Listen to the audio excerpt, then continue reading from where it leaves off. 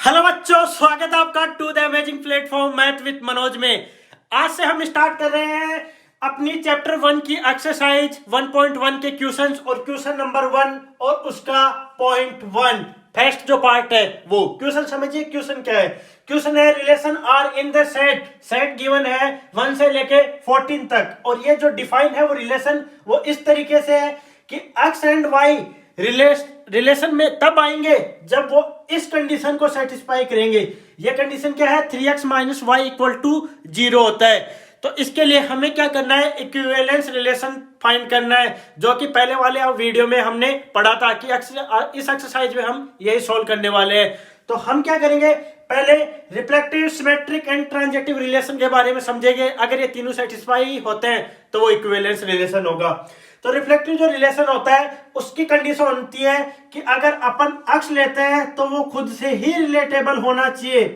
तो अगर ये जो सेट है उससे अपन एक पॉइंट उठाते हैं अक्स, यानी कोई भी पॉइंट लेते हैं, कोई भी पॉइंट एलिमेंट्स लेते हैं, कोई भी एलिमेंट्स लेते हैं, वो जो एलिमेंट्स है वो खुद से ही रिलेट होना चाहिए। अगर मैं जैसे यहां से 1 उठाता हूं तो अगर इसमें पुट करता हूं, यहां पे अगर मैं 3x माइनस वाई में पुट करता हूं तो वो होगा 3x की जगह क्या होगा? 1।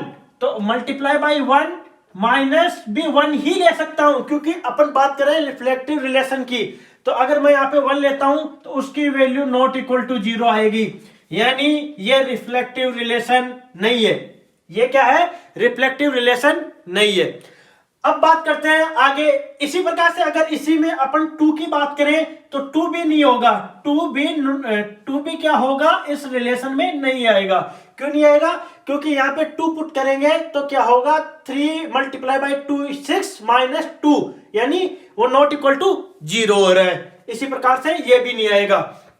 अब आगे बात करते हैं अपन सिमेट्रिक रिलेशन की। सिमेट्रिक रिलेशन में क्या होता है? अगर x रिलेटेड है y, this implies that y related to x। इस तरीके की कंडीशन हमें सेटिस्फाई होनी चाहिए। अब हम क्या करते हैं? x से y लेते हैं, यानी ये पहले अपने पास होना चाहिए। तो अपन इस तरीके से कोई नंबर यहां से चूज करते हैं जिसको इसमें पुट करने पे ये कंडीशन अपने लिए सेटिस्फाई हो जाए।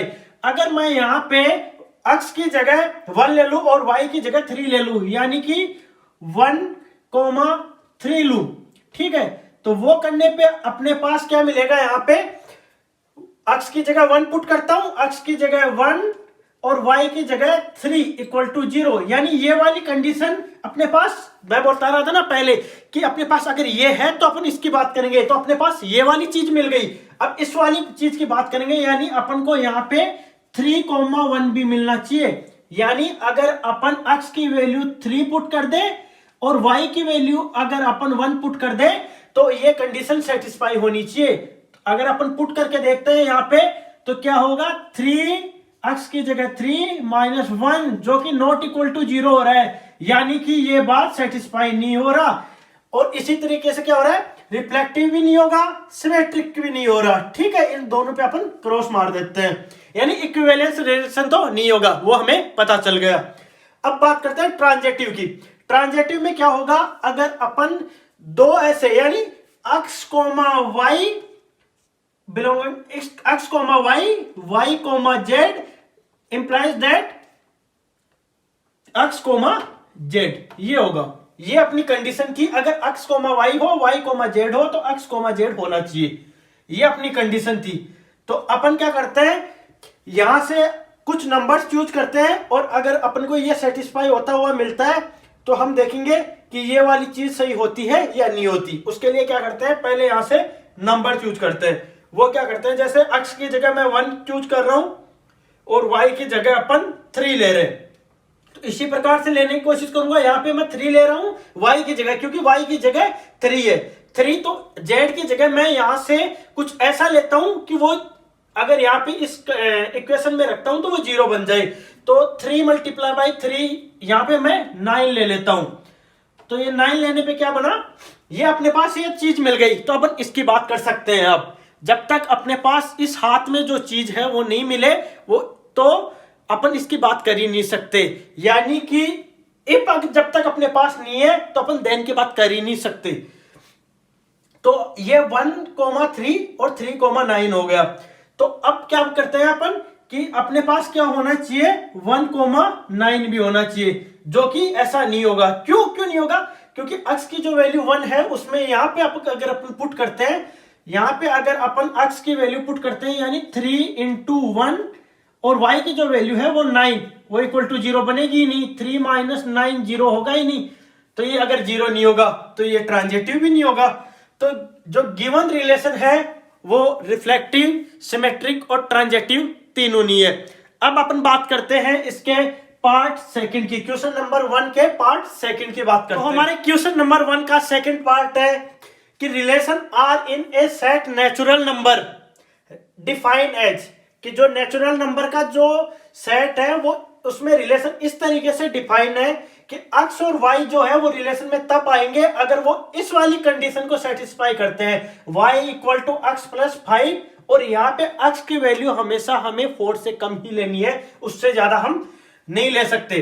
तो हम सबसे पहले रिफ्लेक्सिव रिलेशन पढ़ते हैं। रिफ्लेक्सिव रिलेशन में क्या होता है कि खुद के साथ ही रिलेशन होता है। यानी अगर मैं 1 लेता हूं, क्योंकि नेचुरल नंबर 1 से स्टार्ट होता है तो अपन 1 से स्टार्ट करते हैं। अगर मैं यहाँ पे 1 लेता हूं तो उसका रिलेशन 1 के साथ होना चाहिए, मतलब खुद के साथ रिलेशन होना चाहिए, वो इस कंडीशन को सेटिस्फाई करना चाहिए। यानी अगर मैं यहाँ पे y equal to x plus 5 है, यहाँ पे x की वैल्यू पुट करूं तो 1 आना चाहिए y की वैल्यू भी, जबकि यहाँ पे तो y की वैल्यू 6 आएगी क्योंकि 1 प्लस 5, इसलिए ये क्या होगा, नॉट ए रिफ्लेक्टिव रिलेशन, ये रिफ्लेक्टिव रिलेशन नहीं होगा। तो फिर हम आगे बात करेंगे सिमेट्रिक रिलेशन की। सिमेट्रिक रिलेशन में क्या होता है कि अगर a रिलेटेड है b से, इंप्लाइज दैट b रिलेटेड होना चाहिए a से। तो ऐसे में हम क्या करेंगे कि ऐसा कोई नंबर चूज करेंगे, जैसे कि अगर मैं यहां पे 1 चूज करता हूं, ठीक है, a की वैल्यू मैं क्या ले लेता हूं 1 लेता हूं, और b की वैल्यू जो आएगी वो अपने पास 6 ले लेता हूं, ठीक है, क्योंकि अपने को इफ लाना है। इफ अपने पास क्या हो गया 1,6, तो हम इंप्लाइज की बात करेंगे। इफ क्या हो गया 1,6, अगर मैं, क्योंकि ये कंडीशन सेटिस्फाई होनी चाहिए पहले, तभी इफ सेटिस्फाई होता है। अगर मैं यहाँ पे 1 पुट करता हूं तो y की वैल्यू 6, यानी ये सही है। इंप्लाइज दैट अपने पास 6,1 आ जाना चाहिए, यानी b, a आना चाहिए, तभी ये सिमेट्रिक रिलेशन होगा। तो मैं क्या करता हूं 6,1 यानी x और जो y या फिर a या b बोल लो, इसको इसमें पुट करूं तो ये सेटिस्फाई हो जाना चाहिए। तो इसमें x की वैल्यू क्या है, x की वैल्यू है 6, तो 6 प्लस 5, ठीक है, तो अपने पास क्या हो गया y की वैल्यू क्या आ गई 11 आ गई, ठीक है। तो यहां तक अगर अपन पहुंच गए तो आपने एक चीज बीच में शायद मिस कर दी हो, या फिर आप ये मान लो कि अभी के लिए मैंने मिस कर दी, क्योंकि मैं आपको ये बताना चाह रहा था कि अगर हम ये सब कुछ पुट करेंगे तो ये वाला इसलिए नहीं आएगा क्योंकि अपन ने कंडीशन दे रखी है कि x की वैल्यू अपन 4 से ज्यादा ले ही नहीं सकते, 4 भी नहीं ले सकते, 1, 2, 3 ही ले सकते, उससे ज्यादा ले नहीं सकते। और यहाँ पे अपन 6 ले रहे हैं तो वो वैसे ही गलत हो गया, इसलिए ये सिमेट्रिक भी नहीं होगा। अब बात करते हैं हम ट्रांजिटिव की। ट्रांजिटिव में क्या होता है, अगर a related to b, b related to c, implies that a related to c, इसकी हम बात करते हैं। तो इसकी बात करने के लिए हम सबसे पहले ढूंढते हैं a b और b और c ढूंढते हैं। इसके लिए हम क्या ढूंढेंगे कि 1,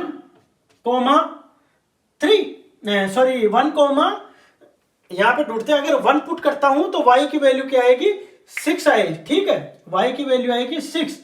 और इसके लिए आगे जाए तो अगर मैं यहाँ पे 6 पुट करूं पहले, तो 6 में पुट कर ही नहीं सकता क्योंकि नेचुरल नंबर की बात आ गई, और नेचुरल नंबर में जो अपन को ये कंडीशन दे रखी है कि हम 4 से ज्यादा ले ही नहीं सकते, यहाँ पे अपन 6 नहीं ले सकते, इसलिए ये बनेगा नहीं।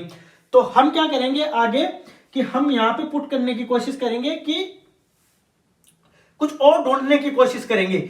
यहाँ पे ये वाला जो अपन ने लिया है वो यहाँ पे सेटिस्फाई नहीं हो रहा, तो यहाँ पे ऐसा अपन को पहले इफ चाहिए जिसकी वजह से हम इंप्लाइज की बात कर सके। मतलब अपन को पहले ये दोनों ढूंढना है। अगर अपन को ये दोनों नहीं मिल रहे, इसका मतलब ये तो सही हो ही जाएगा, ये मान के चलो।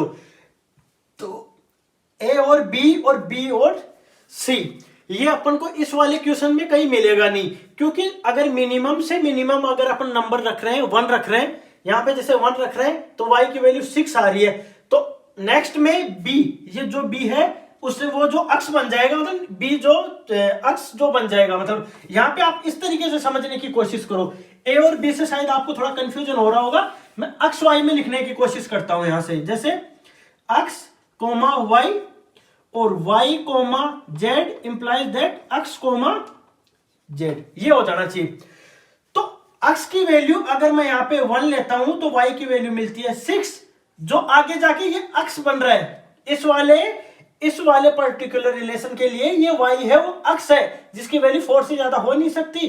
तो मैं यहाँ पे क्या ले रहा हूं, यहाँ पे मैं ले रहा हूं 6, जो कि मैं ले नहीं सकता, 4 से कम है, इसलिए ये वाला जो ट्रांजिटिव जो रिलेशन है वो सेटिस्फाई कर जाएगा। सेटिस्फाई इसलिए कर जाएगा क्योंकि अपने पास इफ है वो नी है, अगर इफ नी है तो इंप्लाई सही माना जाता है, अगर आपके पास ये नहीं है इसका मतलब आगे वाला बिल्कुल सही है, ये सही है, तो इसलिए ये ट्रांजिटिव माना जाएगा।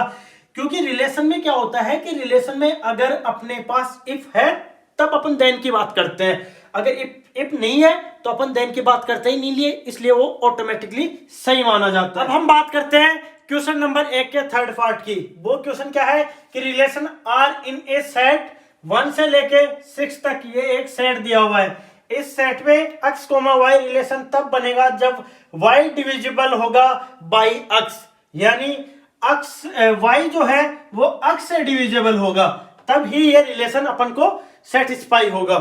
तो अब बात करते हैं अपन तीनों रिलेशन की। हम इस सब क्वेश्चन नंबर ए है, इसके सब पार्ट में इक्विवेलेंस रिलेशन की बात करेंगे, यानी रिफ्लेक्सिव, सिमेट्रिक एंड ट्रांजिटिव की।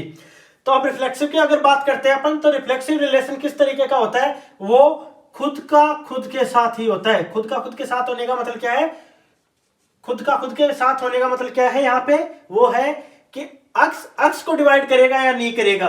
तो अक्स तो खुद को नंबर, कोई भी नंबर खुद को खुद से डिवाइड तो करता है, डेफिनेटली करता है, इसलिए ये क्या होगा, रिफ्लेक्टिव रिलेशन, रिफ्लेक्सिव रिलेशन हो जाएगा। अब बात करते हैं हम सिमेट्रिक रिलेशन की। सिमेट्रिक रिलेशन में क्या होगा कि अगर x डिवाइड कर रहा है y को, इंप्लाइज दैट y भी डिवाइड करना चाहिए x को। ऐसा तो पॉसिबल मुझे लगता नहीं होगा, क्योंकि अगर मैं यहां पे लू कि 2 डिवाइड कर रहा है 4 का, इसका इंप्लाइज ये भी तो होना चाहिए ना कि 4 डिवाइड कर रहा है 2 को, जबकि 4 कैसे डिवाइड करेगा 2 को, तो ये तो गलत हो गया, तो ये सही बात नहीं है, यानी यहां पे सिमेट्रिक रिलेशन सेटिस्फाई नहीं होगा। अब बात करते हैं हम ट्रांजिटिव रिलेशन की। ट्रांजिटिव रिलेशन में क्या होगा, इसके हिसाब से बात करूं तो कि x रिलेटेड है y से, यानी x डिवाइड कर रहा है y को और y डिवाइड कर रहा है z को, तो x डिवाइड करेगा, x किसको डिवाइड, x डिवाइड करेगा z को, ऐसा होना चाहिए। तो पहले अपन को ये ढूंढना पड़ेगा, इफ ढूंढने के तभी तो देन की बात करेंगे अपन। तो इफ की बात क्या होगी, इसका मतलब क्या हो गया, अपने यहां पे तो केवल एक ही कंडीशन बन सकती है, वो क्या कंडीशन बनेगी कि 1 की कंडीशन, अगर यहाँ पे अपन 1 ले लेते हैं कि 1 डिवाइड कर रहा है, किसी को भी ले लो आप, जैसे 2 को ले लेता हूं, 2 को, तो 2 किसको डिवाइड करेगा, 2 डिवाइड करेगा 4 को, ठीक है, तो क्या हुआ 1 डिवाइड करना चाहिए 4 को, जो कि सही हो रहा है, ठीक है। या अगर अपन बात करें 1 डिवाइड कर रहा है 3 को और 3 डिवाइड कर रहा है 6 को, तो 1 6 को डिवाइड करना चाहिए, जो भी करेगा। तो यहां पे क्या हो रहा है कि अपन बात कर रहे हैं ट्रांजिटिव की, अपने पास जो जो इफ मिल रहे हैं इस वाली कंडीशन में, तो ये वाला सेटिस्फाई हो रहा है। जैसे अगर मैं कोई और ले लूं, अगर मैं यहां 1 की जगह कुछ चीज बदल देता हूं, जैसे मैं क्या बदलूं, यहां पे 2 ले लेता हूं, जैसे 2 डिवाइड कर रहा है 4 को और 4 डिवाइड करना चाहिए 8 को, जबकि 8 तो इसमें है ही नहीं, 8 इससे पहले ये किसी नंबर को डिवाइड करेगा ही नहीं, तो अपने पास इफ ही नहीं है तो अपन देन की बात तो करेंगे ही नहीं, इसलिए ये ट्रांजिटिव रिलेशन भी होगा। तो इसमें क्या हुआ, रिफ्लेक्सिव रिलेशन है, सिमेट्रिक नहीं है और ट्रांजिटिव है। तो ऐसे रिलेशन में वो इक्विवेलेंस रिलेशन नहीं होगा, क्योंकि सिमेट्रिक जो रिलेशन है वो सेटिस्फाई नहीं होगा। अब हम बात करते हैं क्वेश्चन नंबर ए के फोर्थ पार्ट की। क्वेश्चन क्या दिया हुआ है कि relation R in the set Z of all integer defined by as किस तरीके से है कि r equal to x comma y relation में तब होंगे जब x minus y is an integer. इन दोनों को माइनस करने पे इंटीजर मिल जाए। और सेट क्या है, वो है इंटीजर्स का, ऑल इंटीजर्स का सेट है। तो इसके लिए हम सबसे पहले रिफ्लेक्सिव रिलेशन की बात करेंगे। रिफ्लेक्सिव रिलेशन में क्या होता है, खुद का खुद के साथ, यानी x माइनस x का खुद के साथ x लेंगे तो y भी यहाँ पे x ही होगा, तो वो हो गया 0 जो कि एक इंटीजर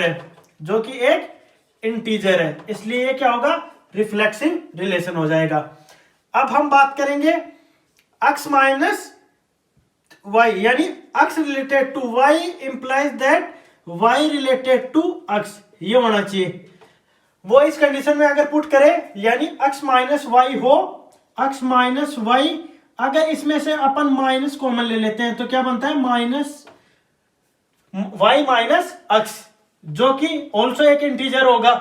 अगर इंटीजर में से इंटीजर माइनस करेंगे तो वो हो सकता है माइनस का इंटीजर बन जाएगा इसमें, लेकिन होगा तो एटलीस्ट इंटीजर ही ना, तो ये भी क्या होगा, सिमेट्रिक रिलेशन भी हो जाएगा, रिफ्लेक्सिव भी होगा, सिमेट्रिक भी होगा।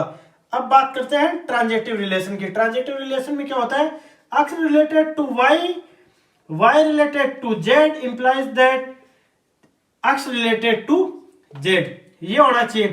तो उसको इसमें पुट करने की कोशिश करेंगे।